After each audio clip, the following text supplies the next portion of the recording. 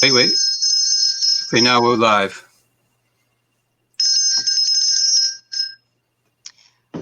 Welcome to the First Unitarian Church of Sioux City. I'm Marlene Sturdivant, the lay leader for this month, and we will conclude with the topic of hell, which we have been visiting with all month.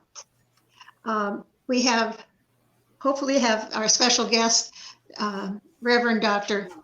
Wesley Hromatko, and he will be doing the readings and the sermon. I'll be doing the lighting of the chalice and the offertory, as well as extinguishing the flame. There will be songs, I believe, but we're not going to sing them here. I think if you want to just listen, that's fine. Otherwise, the coordination between the piano and our voices just doesn't work very well. The first song will be number 38. And the second one is, I believe, 140, if you have a hymnal with you. So Terry is just coming in right now in a moment here. It says he's in the process of connecting. Hopefully, I'm waiting for him to pop in here. Okay. It says it's in the middle of connecting. Okay. There you are. There he is. Hi, Marlene. Can you hear me now? Yes. Evidently not. No, I can hear you. Can you hear us? Yes. She's not making any motion. Yes. Hit chat. Well, let's see here. Yes, we hear you. Yes. Yes. Yes. Yes.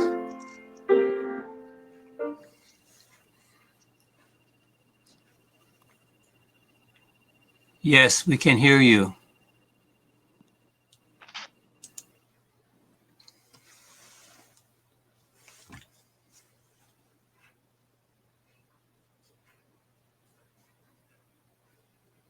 There's something that has a mic crossed out. I don't know Oh. if that's on his or his. Oh, yeah. Yeah. I think it's his. Oh, that's it. I think I can fix it.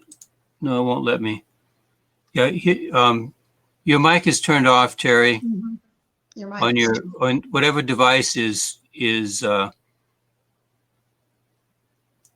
it's the microphone. Your microphone is turned off.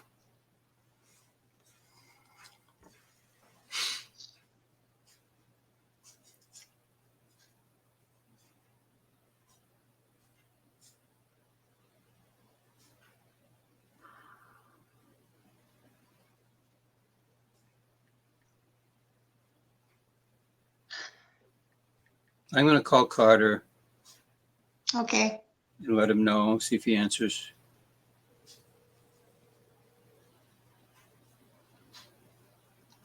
Hi, Carter. He can't hear us.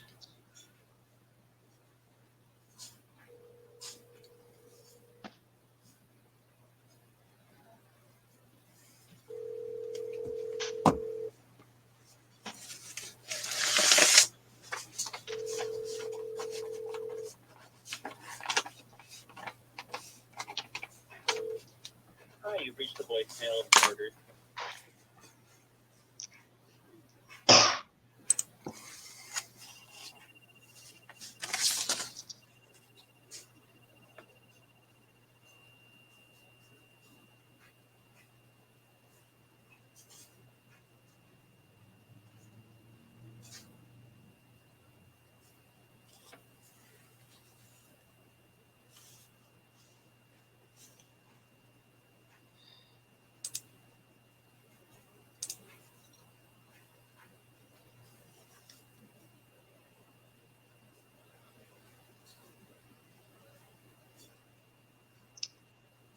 If Carter's talking, I can't hear him.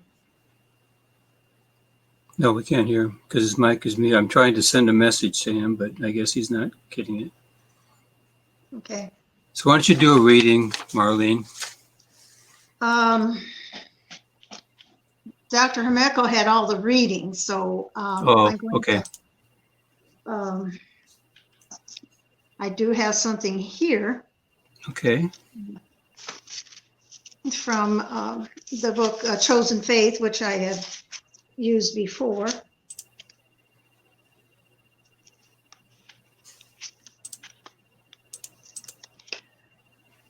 Religion is our human response to the dual reality of being alive and having to die.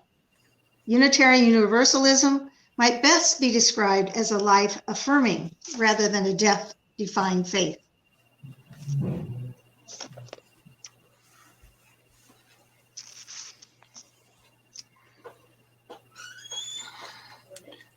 Okay, I'm gonna, I could go ahead and do the intro of Dr. Hromatko. Shall we do that would be that? good. Yes, Yeah. please.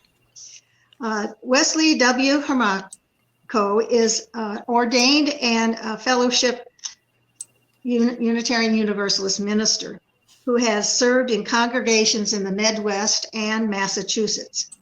Most recently, he has been speaker in the tri-state area and operates a Minnesota Century Farm, which I find very interesting. It keeps him very busy. His articles, book reviews, and sermons have appeared in the UUA publications. He contributed biographies of Kurt Vonnegut and Sylvia Plath, among others, to the Dictionary of the Unitarian Universalist Biographies. He's a member of the Collegium. His biography will be appearing in Who's Who in America. He received his doctorate of ministry from Meadville Lombard Theological School affiliated with the University of Chicago. And he has a wealth of information on lots of things, but particularly Unitarian Universalism. He has spoken at our church before, and he has spoken at the tri-state gathering we have in, what's the name? In Minnesota. Anyway, so many of you have probably already heard him. Now we'll just wait to see if we can get everybody connected.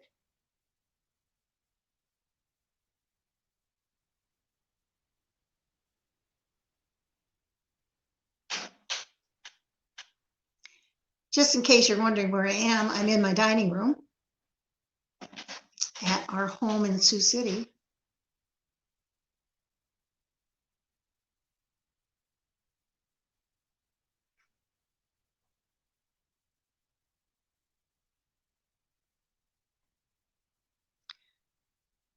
Could sing, I guess. But I'll spare you that. Thinking of singing, but I'm not a real soloist.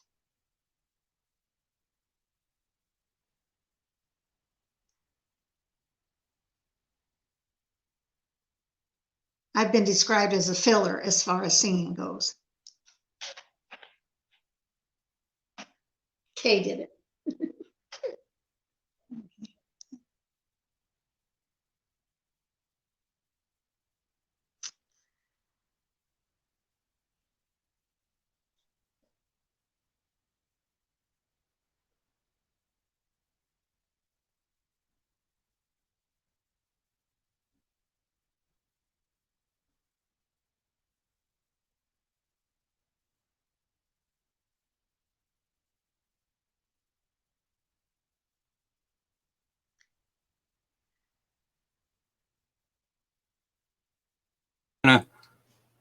I'm going to try something else. I have Wesley on the phone, Okay. and I'm going to see if he can talk through my phone and if we can pick it up on the microphone. Let's test it out.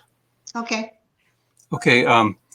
Go ahead, Wesley, and say something, and we'll see if people can hear it. Okay. The microphone is now working. Is working. Am I supposed to save this thing? My face is not visible. It's not working. It's not working. Could you hear him, Marlene? Just a Yes, minute. there's quite a bit of echoing. Yeah. So I think this might work, Wesley, but you have to turn off your mute your computer because we have an echo, and we'll see if we can talk through my phone, and you can give your talk. Okay, I will. I'm not sure how to use that. Yeah, this isn't going to work with the echo. You have to find some way to. Do you have headphones plugged in? No. So you either have to mute your computer or just turn off your computer and we'll just use the phone.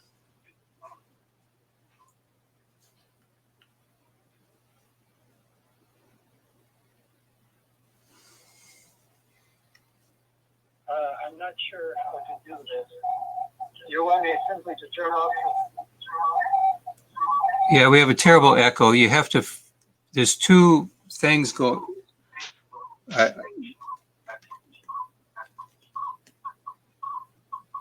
have to turn off something, Wesley. I don't know what's going on at your end, but right now nobody can understand you because we have a three-tone echo.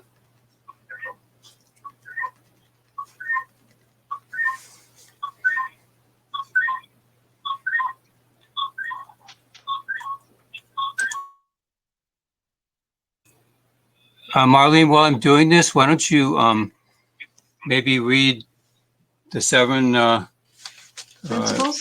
yeah. Yes. Have a handy bookmark. The 7 principles of Unitarian Universalism.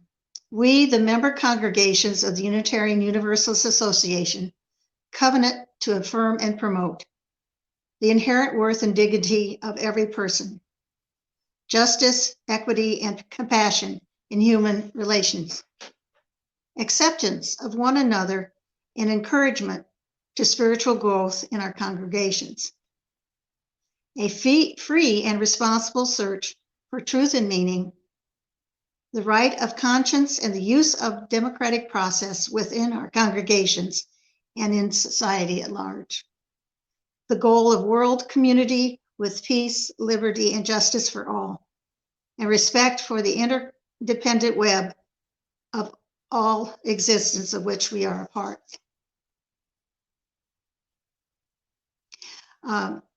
To go on further, kind of a footnote to all that, the living tradition we share draws from many sources. Direct experience of that transcending ministry and wonder, affirmed in all cultures, which moves us to renewal of the spirit and operates an openness to the forces which create and uphold life. Words and deeds of prophetic women and men, which challenge us to confront powers and structures of evil with justice, compassion, and the transforming power of love. Wisdom from the world's religions, which inspire us in our ethical and spiritual life. Jewish and Christian teachings, which call us to respond to God's love by loving our neighbors as ourselves. Humanist teaching, which counsels us to heed the guidance of reason and the results of science, and to warn us against the idolatries of the mind and spirit. Spiritual teaching of earth-centered traditions, which celebrate the sacred circle of life and instruct us to live in harmony with the rhythms of nature. Okay, thank you, Marlene. So Wesley, Reverend Wesley is going to speak now.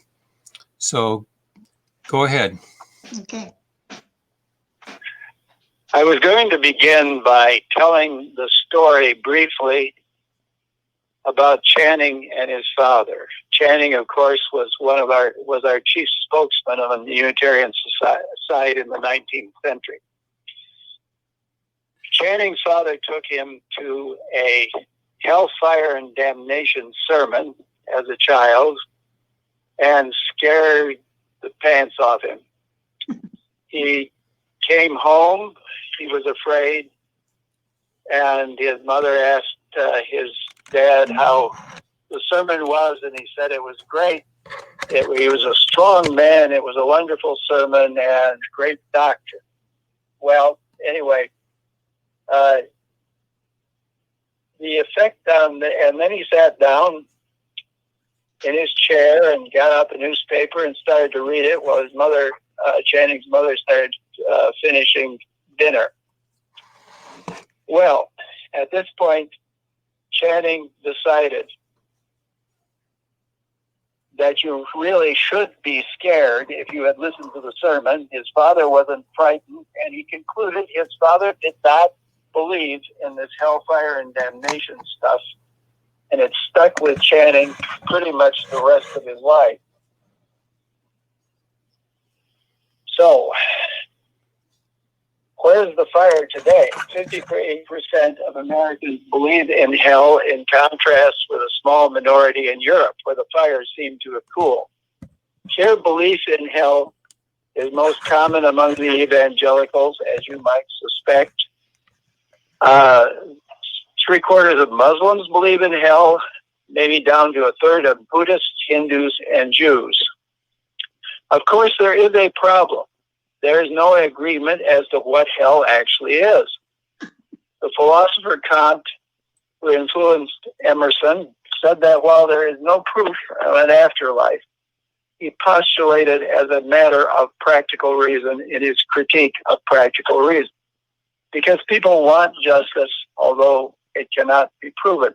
They want something because they do not get it in their lives. Thomas Bulfinch, a member of King's Chapel, was the author of The Age of the Fable, and for years he was a source of knowledge about classical mythology. Of course, he had the story of Persephone being kidnapped to the underworld by Hades, the god of the underworld, which caused the famine. And when Hades let her come back, as in some of those operas that you heard earlier, the earth bloomed again. So you might say a definition of hell is starving of hunger on this earth. Of course, those who had the beginnings courses in our 50s, as I did, will remember the story. I remember I got the book shipped to me from Boston, and I was recommended to do this because we were working through Sioux City, although I was a long way away as I am now. Our word hell comes from the Norse queen of the underworld. Her name was Hel. And like Easter, it has somehow lingered into the Christianity. Hell became a word for her realm. In Nordic mythology, only the great warriors would be gathered to Valhalla by the armored Valkyries on their flying horses to wait the final battle, after which the whole cycle would begin again like an endless Wagnerian ring cycle requiring lots of sitzfleisch, or the ability to sit still for hours and days at a time. And the slain warriors would spend the day feasting on a magic boar that renewed itself, drinking and fighting for the fun of it. To many of us, the constant fighting in this Nordic heaven sounds to me like hell and a battlefield rather than heaven. It sounds like Syria. Now, the Egyptians had an underworld, and they had the concept of your soul had to be weighed, and if it was the wrong weight, you got thrown to a crocodile, or you had to be punished in other ways in the shadowy underworld. Most ancient stories, by the way, had a shadowy underworld, not very well defined. The Hebrew Sheol was in Sheol. I have trouble getting the accent on the last syllable. Was interpreted in this way, or as the grave, simply as the grave, because for the people of the Bible, it was this world that you should be concerned with, and not mess around with any ideas or beliefs dealing with the dead. Now, with the Babylonian captivity, when they were sent into exile, the ideas of ancient Iraq were influenced the people who wrote our Bible. This is where the notion of the word devil comes from, by the way. And that's how it was introduced. But we will take that up a bit later. In ancient Greek mythology, only a few rivals of the gods would be sent to Tartarus, below Hades, below the realm of Hades, to be tormented. Hell, as we think of it, was influenced by the Odyssey and Virgil's Roman Aeneid that was used by Dante in creating his Inferno. And I'm not going to go on about Dante because you've already heard a great deal about Dante. But the interesting part of the thing is that the conceptions of Christianity and hell are more influenced in a way by the Roman ideas from the Aeneid, and Virgil, of course, is the guide in Dante. The punishments at the early times were not for the ordinary people. They were for titans like Prometheus and Atlas or Sisyphus, who had to roll the rock uphill. And as someone who lives on a farm, I've rolled many a rock up a hill, and it seems like they come right down on you. Sisyphus, by the way, was being punished that way because he had cheated death. Now, this is interesting because there is hell becomes democratized with the Romans, and they're concerned with whether you tell the truth, keep your oath, don't run around with your neighbor's spouse, and so forth. Caesar's wife must, as we know, be above suspicion. The great world religions have interesting variations on the ideas of the afterlife. And as I mentioned before, devil comes from the religions in Persia, now Iran. Now, there was some reform with the idea of Zoroaster,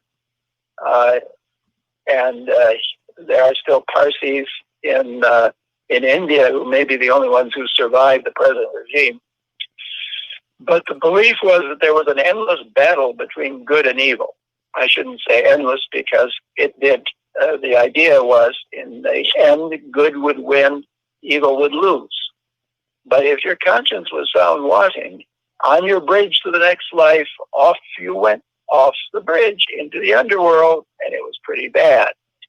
The good news, however, as I said, is that there would be renewal, that hell would be destroyed, and there's some question as to whether or not they really thought that the punishments would be eternal. Now, hell for the Muslims, or Muslims, the religion of Islam, is a period of punishment rather than forever, and rather like the idea of purgatory. Unless, the kicker is, if you're an unbeliever, I'm afraid it's eternal. Otherwise, it's more like purgatory. Among the Hindus and the Buddhists, the essential idea is avoiding this life of, it is the view that we might summarize, I think it's a Broadway play, Stop the World, I Want to Get Off. This is the view. Now, the Buddhists have hells, and they're not very much like the historical Buddha that we studied in Sunday school or in seminary. The historical Buddha is one thing, but Buddhism changed so to develop hells, rosaries, all kinds of stuff, and including that the violent Buddhists of Myanmar who think nothing of wiping out the Muslim minority. So things are not always as we think they are. Of course, we should realize that, for example, in China and Japan, Valentine's Day is a favorite. They put everything together, and they do not worry about cultural appropriation. As a matter of fact, if you look at Judaism and Christianity, it's compiled of all kinds of things. And Christianity, we should say, has taken many things from Judaism. So if you take the idea of cultural appropriation seriously, the problem is you're going to have to shut down every Catholic church in the country. because of the many things. If you go and see Kiddush performed at the end of a Friday night service, you will be struck with the idea that they're about to have communion, which of course is not the case. So there's a problem with these ideas about making everything pure. I don't think it's possible. Certainly not possible in religion. Now, it is odd. We could go through the various views in the Bible some more. That the Sadducees, the people at the temple, did not, and their followers did not believe in resurrection. They didn't find it in Scripture. There's also what I've also mentioned about simply a very of the grave or the underworld, and not being concerned with the anything but life itself. And this is, on the other hand, the Essenes were convinced that the end of the world was coming, and they alone would be saved. It is, or survive, rather, I should say. It is odd that so much has been made of the references to hell or fire in the New Testament. William Elliott Channing, the great spokesman of Unitarianism in the early 19th century, noticed how few the references were.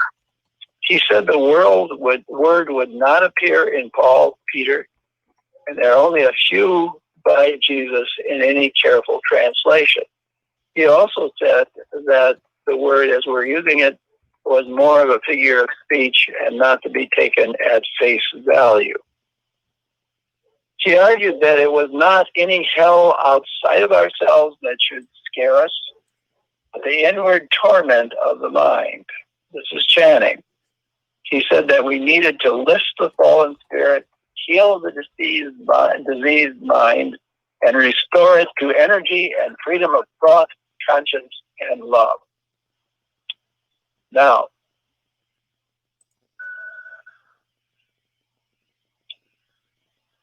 even as those scholars who use modern methods of biblical study can have differences of opinion. Let me contrast the opinions of Bart Ehrman, who has written about heaven and hell. Marlene mentioned his book, as well as the many other interesting books about the Bible for the scholars of the Jesus Seminar. Ehrman believes, as did Albert Schweitzer, that Jesus expected an imminent coming of the kingdom. He says that the story of the judgment and the separation of the sheep and the goats reflect Jesus' idea that the good will be saved, the wicked destroyed, but not punished eternally. He argues that the fire mentioned in the Bible is eternal, not the punishment. Now, you have to read it carefully, because if you look at it, it talks about eternal fire, but not eternal punishment. Now, in contrast, the Jesus Seminar, which has a whole host of people who belong to it, believes that it is the early church speaking in this passage, and it is not the distant whisper of Jesus' voice. They did not include it in their Gospel of Jesus, and if you look it up in their other books, they colored it in regular ink, which means that Jesus did not say it. I'm not going to go into how they determined that and versus how Ehrman determined it, but he seems to have taken it as rather at face value. The problem with reading the Bible and thinking about hell is that we've been trained to read the interpretation instead of the words. In the 16th century, the popular Puritan Geneva Bible came with a commentary. That was its attraction. It had the commentary printed around the text, and it was influenced by the interpretation of Calvin and John Knox. When the notes were read, it is as though Calvin was whispering in your ear. See, that means when they say fire, eternal fire, that means eternal torment rather than destruction. If you read it, it says the fire is eternal. It says nothing about what happens to the person except they're gone. In other words, that the wicked will be destroyed, not tormented eternally.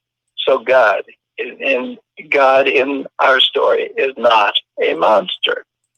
When it is mentioned about a lake of fire or burning the chaff, as you might on a farm, we may read what we were taught rather than seeing the words. In other words, translators and theologians have tried to file off all the rough edges and create a coherent system out of what is a patchwork of tradition. So that there is something to be said for the Universalist view that there is not the idea of eternal torture in the Bible. Now, the book of Revelation, we might think, would give us a clear-cut idea of hell as a place of eternal punishment. And you remember the Left Behind books and the Left Behind movies. I couldn't wade through the whole thing. I read the comic book. Or the graphic novel, if you prefer. The book of Revelation is very curious and difficult. I suppose it's one of the things that people used to read before they were busy reading Tolkien, who was of course, very popular in the 50s, I believe. And then he was popular at the time I was in college. I remember people carrying his books around, the Twin Towers and so forth. Anyway, this is rather like that, with all kinds of wild imaginary things. Now, the number of the beast, which Marlene mentioned. If the number of the beast is translated from numerology using gematria, and I still have trouble coming up on the end as I'm supposed to, because if you study Russian, you're supposed to go down on the end. Using Hebrew letters, you arrive at a name. You arrive at the name of Nero, and there are two ways of deriving it, which I'm not going to go into. The beast, in other words, isn't yet to come. So when people tell you that it's all about this generation, it's not. It was about the generation at the time it was written, and the emperor was Nero, and he was considered beastly. Now, let us look at the lakes of fire in the story. The lake of fire, once again, is about execution and destruction, not everlasting punishment. Wham! There it goes. As a matter of fact, now, interestingly enough, at the end of the book of Revelation, it says that death itself and Hades are thrown into the lake of fire. So, if that happens, how can punishment be eternal? Because what we consider to be hell in that story is gone. And of course, there are the lovely words for those of us who need consolation that are sometimes read out of the Book of Common Prayer. That for the rest of us who are left, that God will dry every tear and wipe every eye. The Universalists of our family, since we've been talking about this, was divided for a while over the question of whether people were in this life or whether punished in this life, or there was a period spent in purgatory before heaven.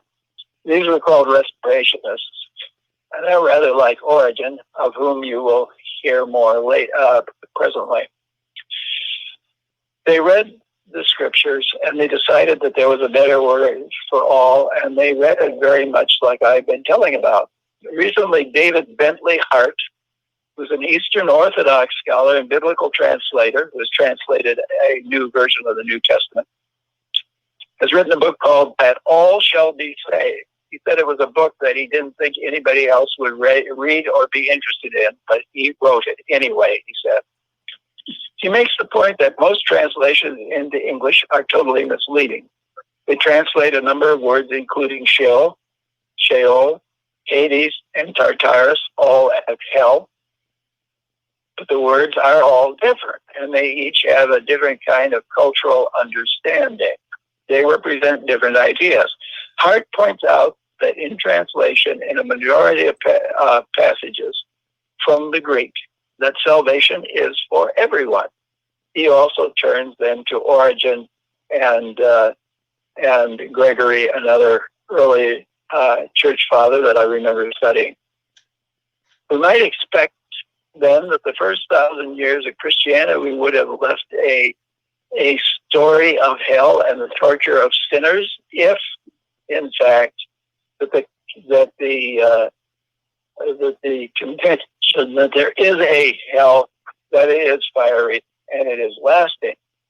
Instead, according to Rebecca Parker, who was past president of Star King School for the Ministry, a UU seminary, and her collaborator, if they went and they examined the art in churches for the first 1,000 years that are remaining, and wonder of wonders, you find paradise. You don't find fire. Neither do you find Jesus displayed as crucified on a cross, or or depicted as what the Greeks call Pantocrator, the judge of the world. Instead, he is a good shepherd, a young man who goes out and he brings home the lost sheep and he brings them back to the pasture. It is only during the time of Charlemagne that the arch changes, when the cross and horrors start. A struggle was started at that period of time for control and imposition of the imperial rule on the Christianity of the ordinary people, that the art changes.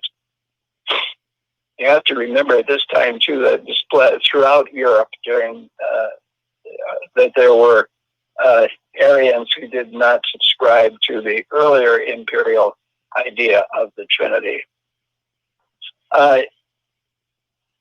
Finally, we reached the time of the Renaissance when Michelangelo painted the Last Judgment on the wall of the Sistine Chapel.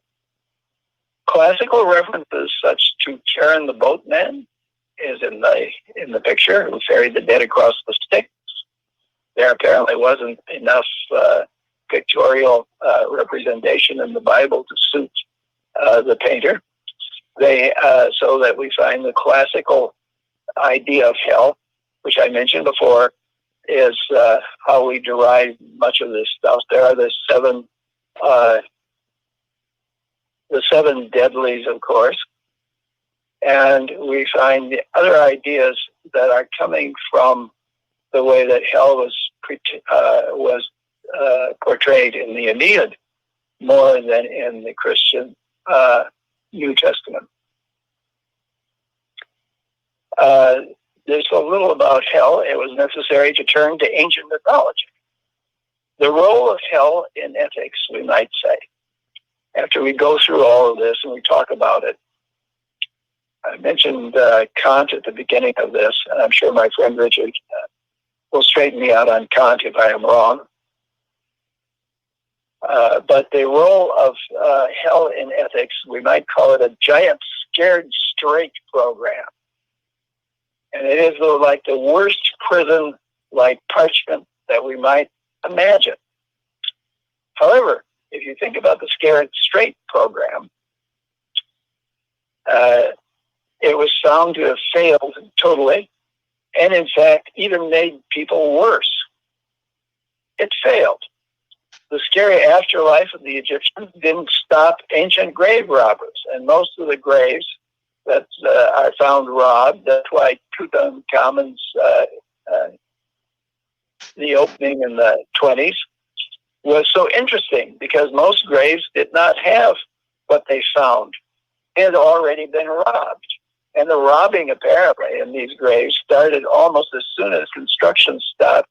And that's one of the reasons why the Valley of the Kings, they wanted to hide tombs, because the pyramids were like having a giant jewelry store saying, "Here, come and get it."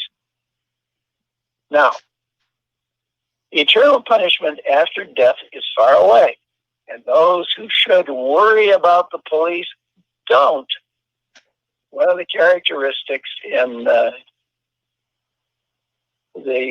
what they call deviance in sociology, and what the police study when they're studying it, as they did when I was in college. The sociology, there's a whole group devoted to studying crime and criminals. And another thing you find is poor impulse control. I want it now, so I'll smash the store window and get it. And failure to imagine the consequences are part of this type of personality. These are not quite as bad off as the psychopaths, who Ray mentioned when he was talking some time ago about the conscience and the lack of it. They really do have something missing. Haven't you always heard that somebody has something missing? Well, they do. It's gone. It's not there. In contrast with punishment, psychology itself has long determined, not talking about psychiatry at the moment, has long determined that positive reward is a much better teacher than punishment. If you shock rats to keep them from their favorite goal, it eventually wears off fairly quickly. However, if you feed the rat and give him a treat, you'll get the behavior you want. In other words, Skinner discovered that you get more flies with honey than you do with vinegar. It is also true that one of the most effective kinds of psychology to answer the kind of problems that we're talking about, rather than a scared straight, either an eternal scared straight or a earthly one, is the idea of cognitive behavior therapy, which is very compatible with Unitarian Universalist values. It involves thinking about facing problems, or whether or not you create problems for yourselves. The character of Bob Newhart could have used it when he was the psychologist who was teaching people to not be afraid of flying if they didn't want to get on the airplane. He needed to think about himself, and of course that was the joke of the series. Now, it also, cognitive behavior therapy is also related, according to the Mayo Clinic anyway, is related to exposure therapy.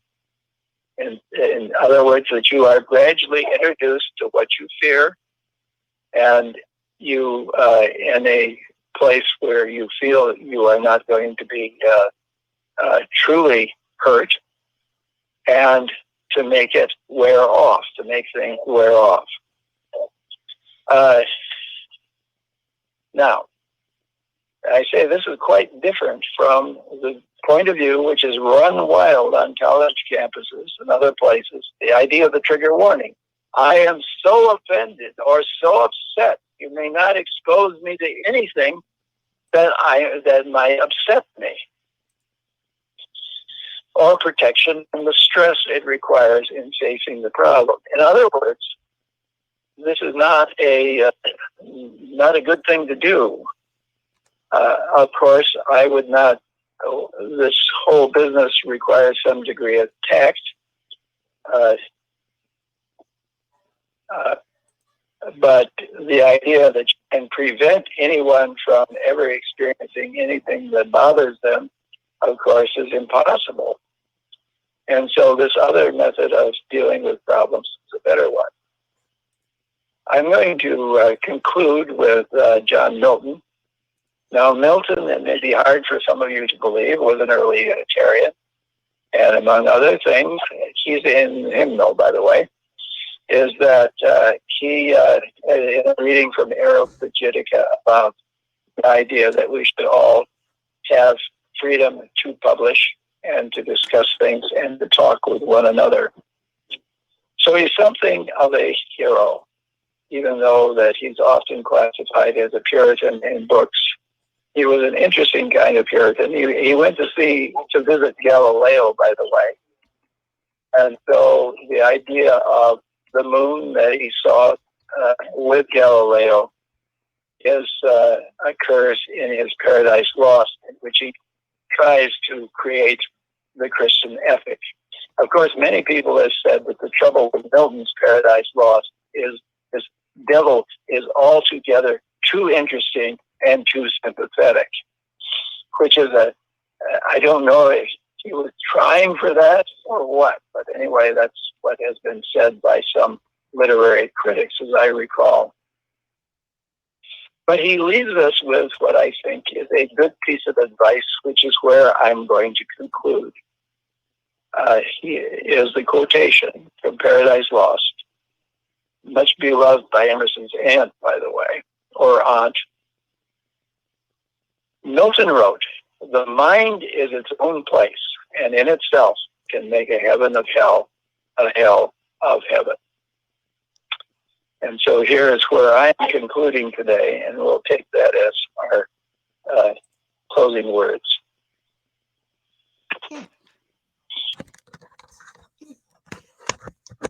Thank you, Wesley. Very much, Wesley. Fascinating stuff. At some point, maybe you can come back and talk about your biography of Kurt Vonnegut. That could be interesting. I think at this time we will go ahead with the lighting of the chalice. And if you can remember, or if you have it with you, the words that we use. And I'm going to move the camera, hopefully. See what we got here. I do have one person Let's asked see. to light a candle. I need to turn this around.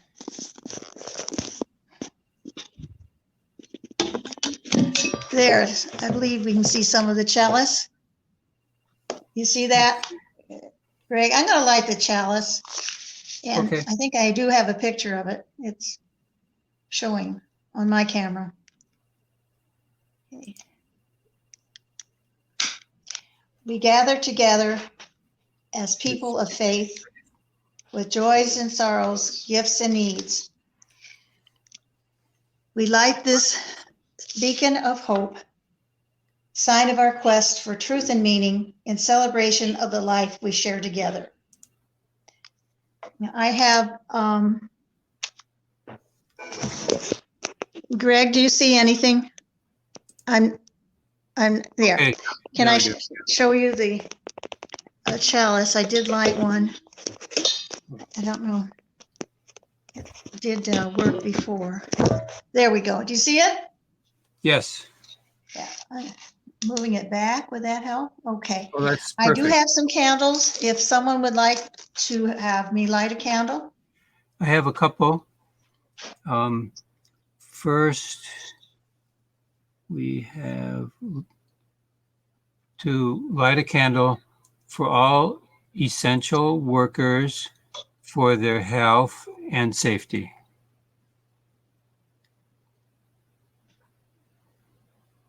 And we have another one.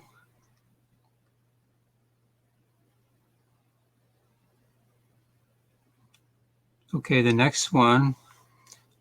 Light a candle of joy for my sister's recovery from COVID-19.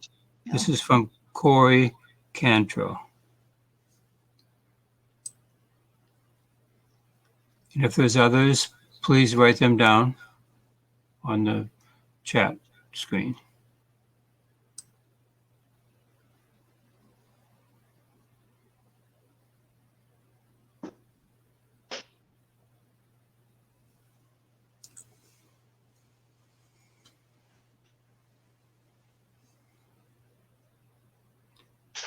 Okay, I have another one. This is from Shannon Kennedy. Please light a candle for the families of my students who have COVID-19. They work at Tyson.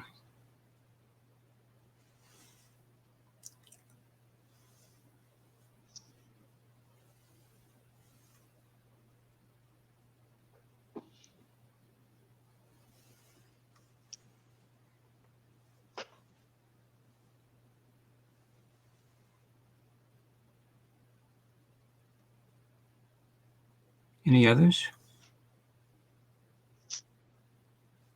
Are there any more?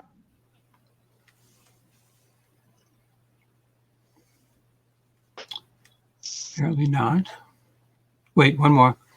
Okay. Uh, this is nice, Dee. It says, light a candle for the grace under pressure that Greg and Marlene have shown. And we have one from Carter, to light a candle for the green coming up outside.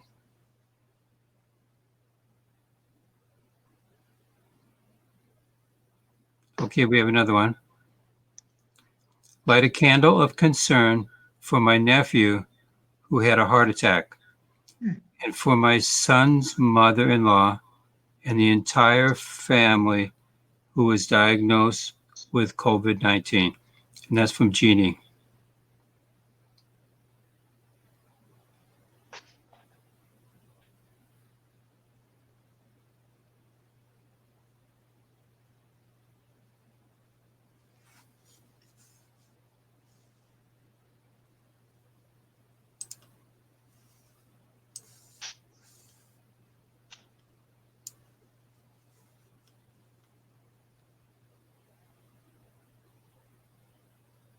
Oh, and Jeannie added that her son and his wife do not have the virus.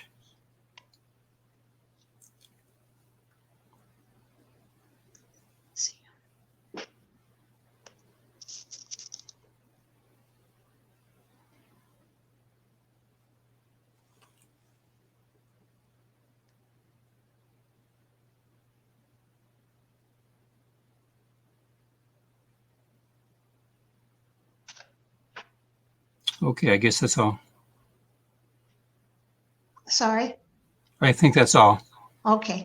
Then I will light one last candle for all the concerns we hold in our heart that are difficult to express.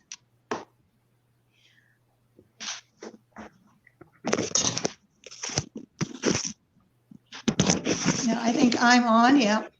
Yes. I do want to mention the offertory that we continue to support the church financially and also to support Change for Change. I did mention last week if there are members or friends that do need a little bit of help, if you would contact Neva and she will contact Dee or me or Carter and see if we can help in some way. So if we could focus on our own group here and help them in some way.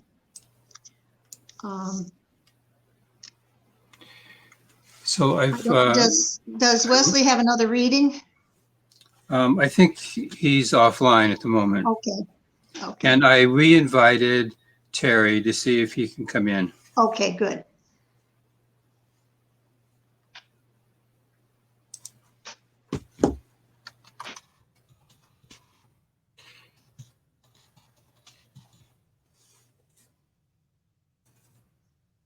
So while we're waiting, I will mention that we're going to have a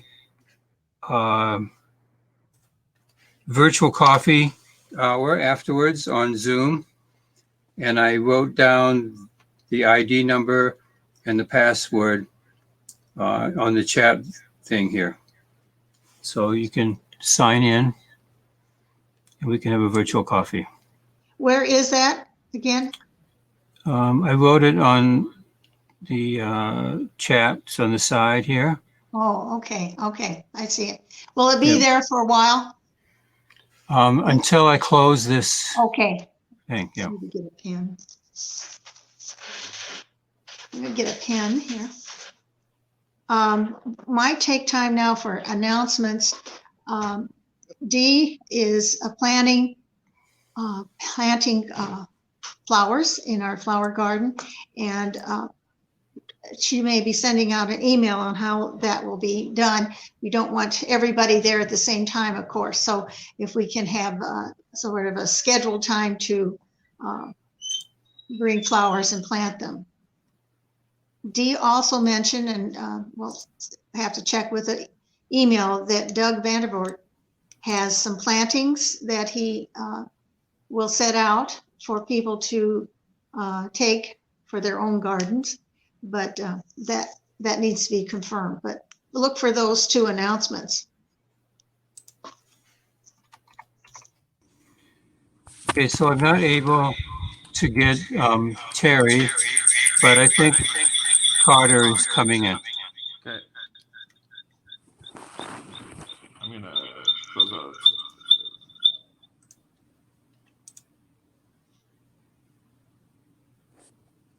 There we go. There's Terry. All right, can you hear him now? Yes. So Terry's online. Can you hear me? Yes. Okay? He can go ahead with songs or prelude or postlude, whatever he has prepared.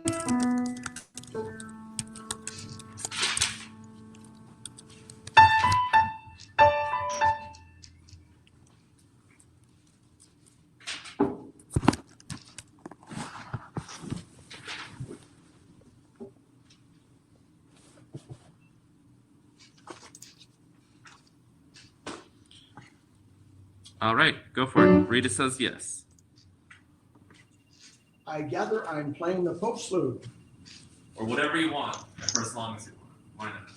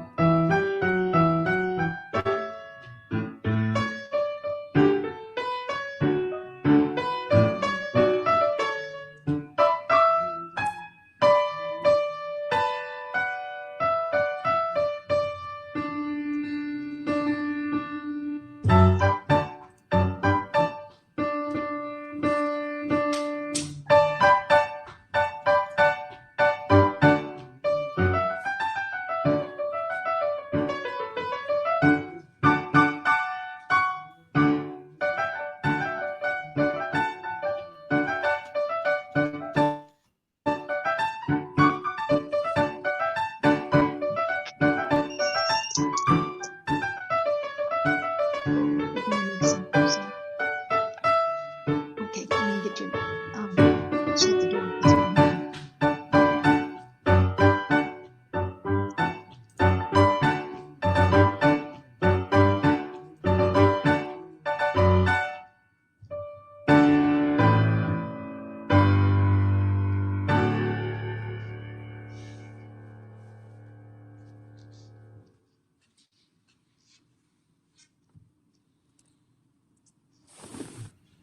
I think Marlene's muted. Anything else, Greg, you Okay, need? sorry, Marlene, I had you muted. Okay. Can you repeat that? I just said that was a nice ending for our month of hell. Hallelujah. We made it. If there's nothing else, I'll probably extinguish the flames. Okay, Go ahead and do that. yes. Okay.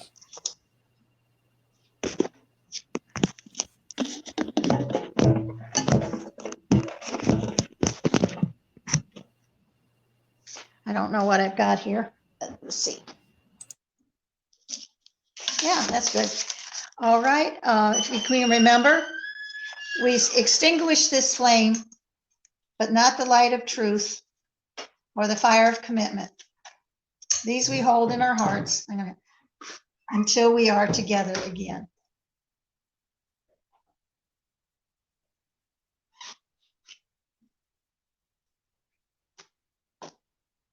Okay.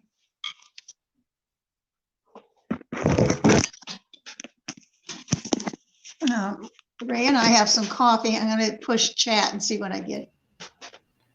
And thanks everyone for your patience with our technical problems.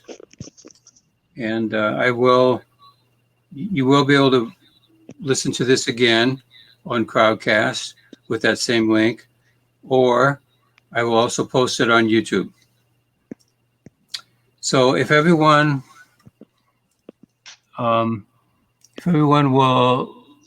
that's interested can join us for a virtual coffee.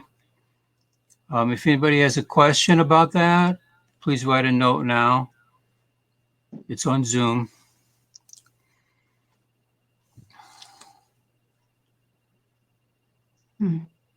It's 2 3s. Okay. And there's a note from Jeannie. She's clarifying who was actually infected and who wasn't. So you can read that. Okay. Okay, I think I have the chat.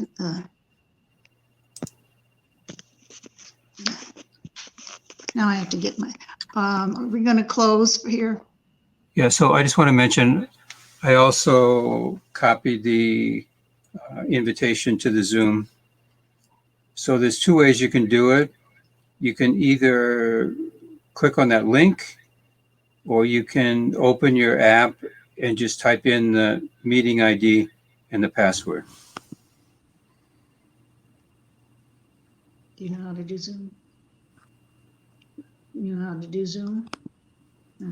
So if you've never done Zoom before, No. it should work if you just click on that link that I just put up.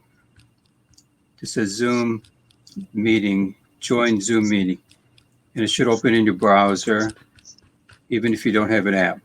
If you do have an app, you can just copy the meeting ID and the password to join. But I haven't opened the meeting yet. Okay, I'll just leave it up for another minute if anybody has any questions. Once we close, you should still be able to see these chats.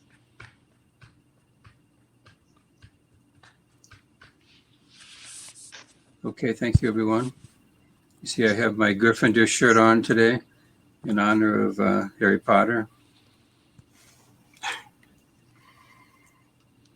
Okay. Hope everybody stays safe. Okay, I'm going to give it a try. Okay, I'm going to close this meeting now.